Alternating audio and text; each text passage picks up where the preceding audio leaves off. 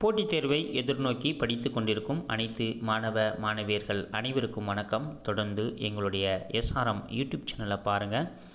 பிடிச்சிருந்தா லைக் பண்ணுங்கள், ஷேர் பண்ணுங்கள். மறக்காமல் பக்கத்தில் இருக்க பெல்லைக்கான ஆல் அப்படின்னு கொடுத்து வச்சுக்கிட்டிங்கன்னா நாங்கள் போடக்கூடிய எல்லா நோட்டிஃபிகேஷனுமே உங்களுக்கு தொடர்ச்சியாக வரும் என்பதை தெரிவித்துக் கொள்கிறேன். போன ஆடியோவில் ஒரு வினா கேட்டிருந்தேன். அதற்கு நிறைய பேர் ரொம்ப அருமையாக பதில் சொல்லியிருந்தீங்க. பதிலளித்த அனைவருக்கும் வாழ்த்துக்கள். இப்பொழுது அதற்கான விடைகளை நம்ம பார்க்க போகிறோம். உச்சநீதிமன்றத்தின் நீதிபதிகள் 34 38 உயர்த்த குறிப்பிடும் அரசியல் அமைப்பு சட்டப்பிரிவு எது? விடை 123 என்பதுதான் சரியான பதில். சரிங்களா? பதிலளித்த அனைவருக்கும் மீண்டும் ஒரு முறை எங்களுடைய எஸ்ஆர்எம் யூடியூப் சேனலின் சார்பாக வாழ்த்துக்களை கூறிக்கொள்கிறேன். இன்றைக்கு பார்த்திங்கன்னா சமூக அறிவியலிருந்து ஒரு 30 வினா எடுத்து கொண்டு வந்திருக்கேன். ஸோ ரொம்ப யூஸ்ஃபுல்லாக இருக்கும். கடைசி வரைக்கும் இந்த வினாக்களை பாருங்கள். இது பார்த்திங்க அப்படின்னா யூனிட் 8 கவர் ஆகும். அதே மாதிரி தமிழ்லையும் இந்த வினாக்கள் எல்லாமே வரும். அதனால் கடைசி வரைக்கும் இந்த வீடியோவை ஸ்கிப் பண்ணாமல் பார்த்துட்டு உங்களுடைய கமெண்ட்ஸையும் சொல்லுங்கள். நீங்கள் இந்த வினாவை படிச்சுட்டு அதே மாதிரி நீங்கள் ப்ரீவியஸ் இயர் கொஷினை போய் எடுத்து பார்த்தீங்கன்னா எந்த அளவுக்கு கொஷின் ஸ்டாண்டர்டாக இருக்குது, ஸோ இனி வரக்கூடிய காலத்தில் நம்ம எப்படியெல்லாம் படிக்கணும், நம்ம எப்படி படித்தா நம்மளும் தேர்வில் வெற்றி பெற முடியும் என்பதை ஆராய்ந்து அறிந்து செயல்படுங்கள். அதுதான் உங்களுடைய வாழ்க்கைக்கு ஒரு வெற்றி வாகையை சூடித்தரும் என்பதையும் தெரிவித்துக் கொள்கிறேன். நீங்கள் என்றைக்கெல்லாம் உங்களுடைய வாழ்க்கையில் வெற்றி பெற வேண்டும் என்ற இலக்கை தேடிக்கொண்டிருக்கிறீர்களோ அன்றைக்கு உங்களின் வாழ்க்கையில் பல்வேறு வெளிச்சத்தை பார்ப்பதற்கு ஒரு உறுதுணையாக இருக்கும் என்பதையும் நான் தெரிவித்துக் கொள்கிறேன். வாங்க ஃப்ரெண்ட்ஸ், இன்றைக்கி நம்ம இந்த வீடியோவை பார்க்கலாம். கேள்வி எண் 1.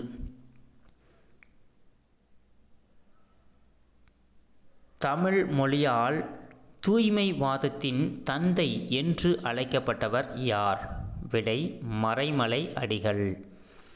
தமிழ் மொழியியல் தூய்மைவாதத்தின் தந்தை என்று அழைக்கப்பட்டவர் யார்? விடை பார்த்திங்கன்னா மறைமலை அடிகள்.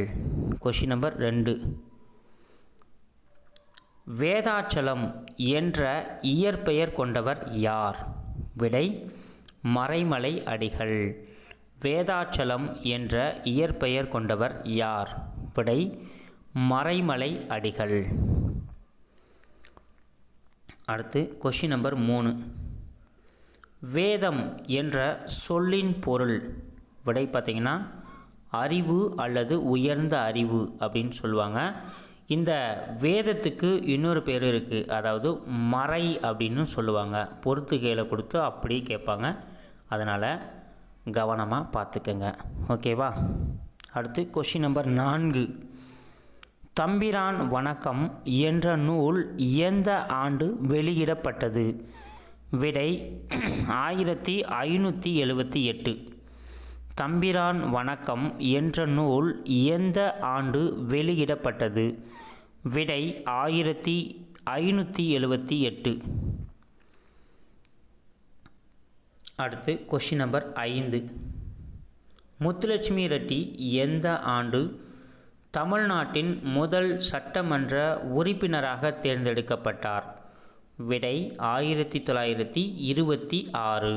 இதுவுமே ப்ரீவியஸ் இயரில் கேட்ட கொஷின். நல்லா பாருங்கள். முத்துலட்சுமி ரெட்டி எந்த ஆண்டு தமிழ்நாட்டின் முதல் சட்டமன்ற உறுப்பினராக தேர்ந்தெடுக்கப்பட்டார்? விடை 1926. Question number 6. திராவிட நாடு என்ற இதழை தொடங்கியவர் யார்? விடை அறிஞர் அண்ணா. திராவிட நாடு என்ற இதழை தொடங்கியவர் யார்? விடை அறிஞர் அண்ணா. அடுத்து கொஷின் நம்பர் 7. திராவிட நாடு என்ற இதழ் எந்த ஆண்டு தொடங்கப்பட்டது? விடை 1942. திராவிட நாடு என்ற இதழ் எந்த ஆண்டு தொடங்கப்பட்டது? விடை 1942.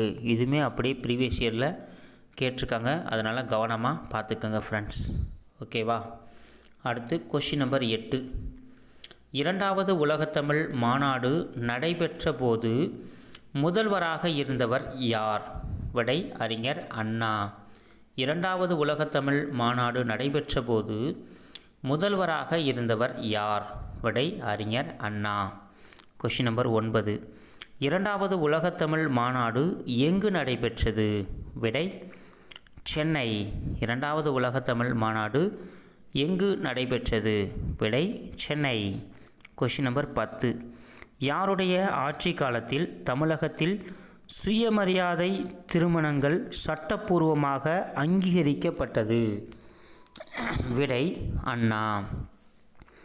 யாருடைய ஆட்சி காலத்தில் தமிழகத்தில் சுயமரியாதை திருமணங்கள் சட்டப்பூர்வமாக அங்கீகரிக்கப்பட்டது?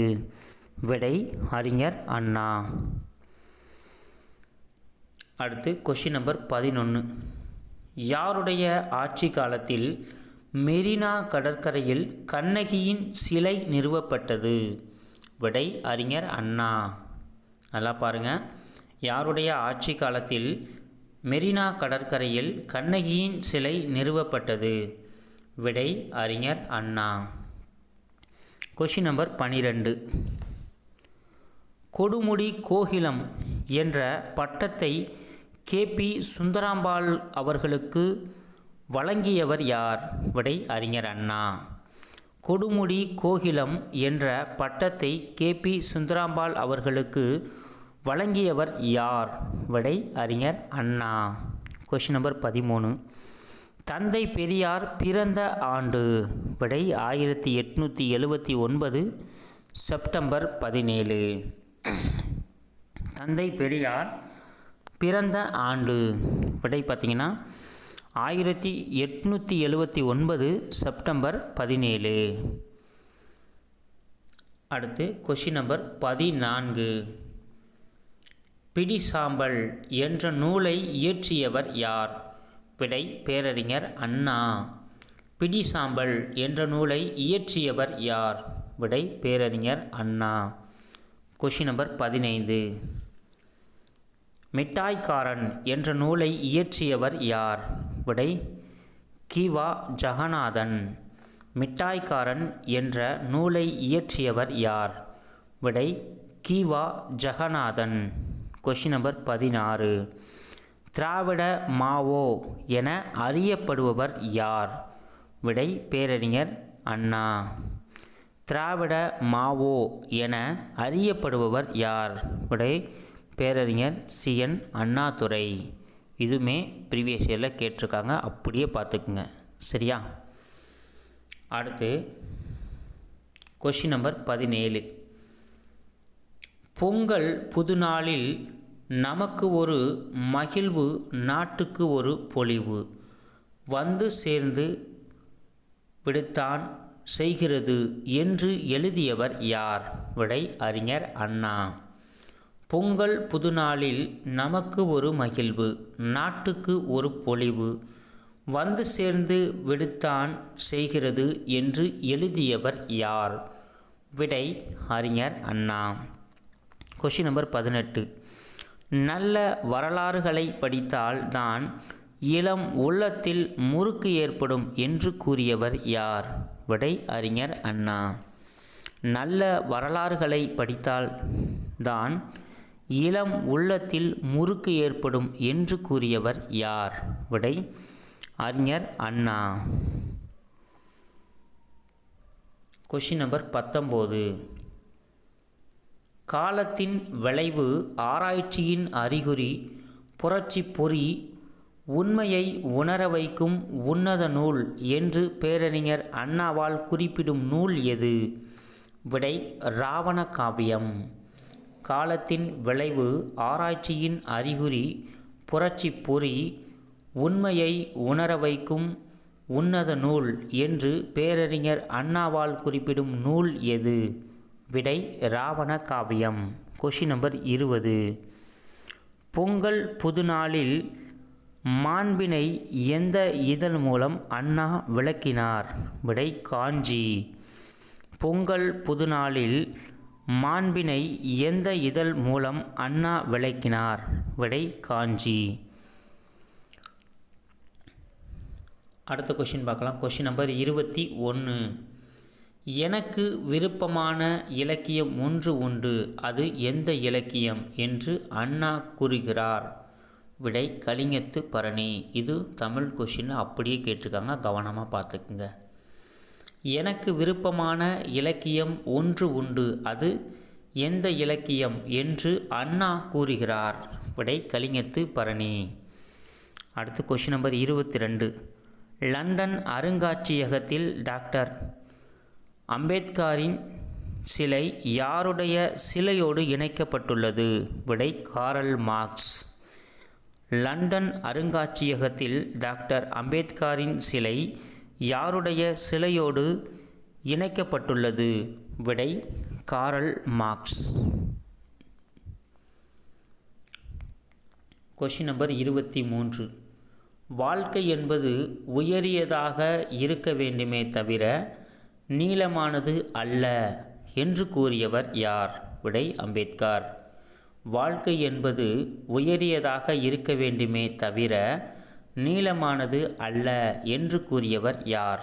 விடை அம்பேத்கர். Question number 24.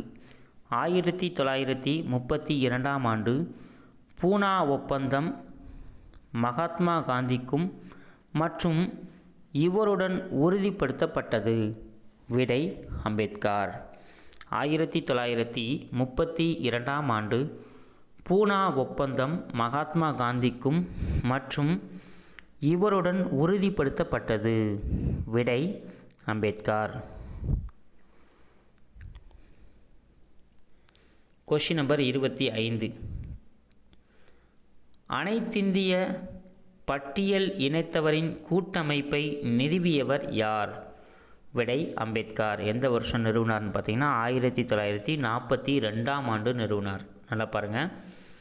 அனைத்திந்திய பட்டியல் இனத்தவரின் கூட்டமைப்பை நிறுவியவர் யார்? விடை அம்பேத்கர். Question number 26. 1937ஆம் ஆண்டு சுதந்திர தொழிலாளர் கட்சியை தொடங்கியவர் யார்? விடை அம்பேத்கர். 1937ஆம் ஆண்டு சுதந்திர தொழிலாளர் கட்சியை தொடங்கியவர் யார்? விடை அம்பேத்கர். இந்த கொஷினுக்கும் நிறைய பேருக்கு குழப்பம் இருக்கும், அதனால் நீங்கள் குழம்ப வேண்டாம். இது பார்த்திங்கன்னா +2 புக்கில் சமூக அறிவியலில் அப்படியே கொடுத்துருக்காங்க, சரியா? அதனால் கவனமாக பார்த்துக்குங்க. நம்ம ஆன்சர் இதாக எடுத்துக்கிடுவோம். அடுத்து கொஷின் நம்பர் 27. பகிஷ்கிருத் கிடா காரணி சபா என்ற அமைப்பை அம்பேத்கர் நிறுவிய ஆண்டு? விடை 1924. நல்லா பாருங்கள். பகிஷ்கிருத் கிடா காரணி சபா என்ற அமைப்பை அம்பேத்கர் நிறுவிய ஆண்டு? விடை 1924. இது அப்படியே ரிப்பீட்டட் கொஷின், இதுவும் அடிக்கடி கேட்டிருக்காங்க. ஸோ கவனமாக நீங்கள் பார்த்துக்குங்க, ஓகேவா? அடுத்து கொஷின் நம்பர் 28. பாதுகாப்புத்துறை ஆலோசனை குழுவின் உறுப்பினராக அம்பேத்கர் நியமிக்கப்பட்ட ஆண்டு? விடை 1942. பாதுகாப்புத்துறையின் ஆலோசனை குழுவின் உறுப்பினராக அம்பேத்கர் நியமிக்கப்பட்ட ஆண்டு? விடை 1942. அடுத்து கொஷின் நம்பர் 29. ரூபாய் பற்றிய பிரச்சனைகள் என்ற நூலை அம்பேத்கர் வெளியிட்ட ஆண்டு? விடை 1923. ரூபாய் பற்றிய பிரச்சனைகள் என்ற நூலை அம்பேத்கர் வெளியிட்ட ஆண்டு? விடை 1923. Question number 30. தனித்து விடப்பட்டவர்களின் நலனுக்கான அமைப்பை நிறுவியவர் யார்? விடை அம்பேத்கர். அதாவது இந்த பகிஷ்கிருத்துன்னு சொல்கிறோம்ல, அதுக்கு இன்னொரு பேர் இப்படி. இது எங்கே இருக்குன்னா +2 புக்கில் கொடுத்துருக்காங்க. ஒவ்வொரு புக்கில் தமிழில் ஒரு விதமாக இருக்கும், மற்ற புக்கில் ஒரு விதமாக இருக்கும். அதனால் நீங்கள் இந்த கொஷின்களை கவனமாக பார்த்துக்கங்க. தனித்து விடப்பட்டவர்களின் நலனுக்கான அமைப்பை நிறுவியவர் யார்?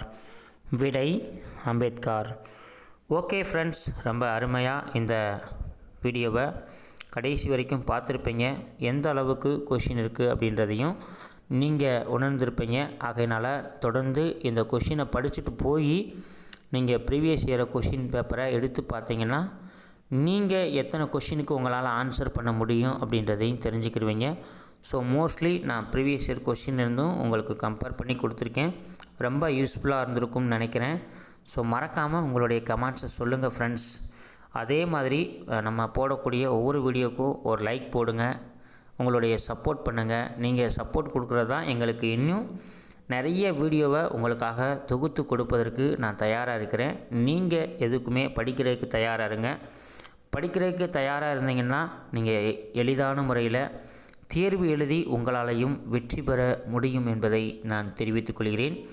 இன்றைக்கி பார்த்திங்கன்னா உங்களுக்கான ஒரு கொஷின் இருக்குது. அதுக்கு பதிலை நீங்கள் சொல்லுங்கள். அடுத்த ஆடியோவில் அதற்கான பதில் அறிவிக்கப்படும். சரிங்களா? அபுல் கலாம் ஆசாத் அவர்களுக்கு பாரத ரத்னா விருது எந்த ஆண்டு வழங்கப்பட்டது? அபுல் கலாம் ஆசாத் அவர்களுக்கு எந்த ஆண்டு பாரத ரத்னா விருது வழங்கப்பட்டது? இந்த கேள்விக்கு மறக்காமல் பதில் சொல்லுங்கள். அடுத்து போடக்கூடிய ஆடியோவில் இதற்கான விடை அறிவிக்கப்படும் என்பதையும் நான் தெரிவித்துக் கொள்கிறேன். Okay friends, thank you.